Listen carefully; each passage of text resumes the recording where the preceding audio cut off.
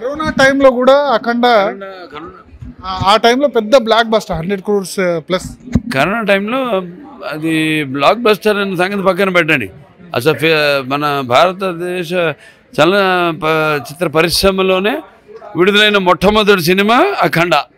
ఎవరు డేర్ చేయాల థియేటర్కు జనం వస్తారా రారు అన్న భయంలో ఉండగా అప్పుడు మేము డైరింగ్ స్టెప్ తీసుకున్నాను, చేసేద్దాం ఉన్నాను, రిలీజ్ చేసాం, హిట్ అయింది. ఆ తర్వాత అందరూ ఫాలో అయ్యారు మమ్మల్ని. సో ఒకటి ఇప్పుడు తెలుగు సినిమా ట్రెండ్ సెట్ చేశారు. సమరసింహారెడ్డి, నరసింహనాయుడు ఇటువంటి మూవీస్ చాలా వరకు చాలా మంది ఫాలో అయ్యారు. డిఫరెంట్ జోనర్స్ అండి, చాలా మంది ఫాలో అయ్యారు.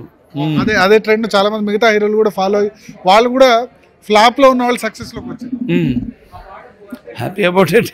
దానికి ఉందండి. అంటే మళ్ళీ కొత్త ట్రెండ్ అటువంటిది ఏమన్నా తీసుకురాబోతున్నారు. అఖండ ఒక ట్రెండ్. అంటే అఖండను చాలా మంది హిందూ సంబంధించి మెచ్చుకున్నారు. అంటే గొప్పతనం, దేవాలయాల గొప్పతనం, విశిష్టత అదంతా. అవునండి.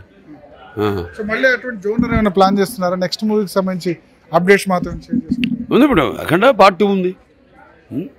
ఇంకా ఉంటాయి మంచి సినిమాలు, ఇంకా చాలా సినిమాలు కూడా అవసరం ఇప్పుడు.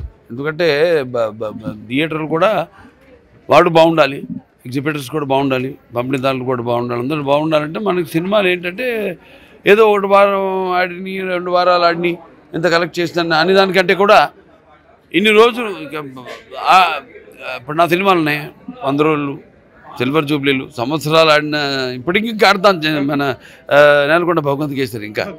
సో సంవత్సరం దాటిపోయింది. సో అలాగా ఇవ్వాల్సిన బాధ్యత కూడా ఉంది మా పైన. సో అది తప్పకుండా ఇక ముందు చూస్తాను. నేను తీసుకునే నిర్ణయాలు. ఎనర్జెటిక్గా ఎట్లా ఉన్నారు? మై డెడికేషన్ అంతే. My dedication, my punctuality, industry బాగుండాలని ఒక ఎటువంటి నిష్కల్మషమైన మనసు అంతే.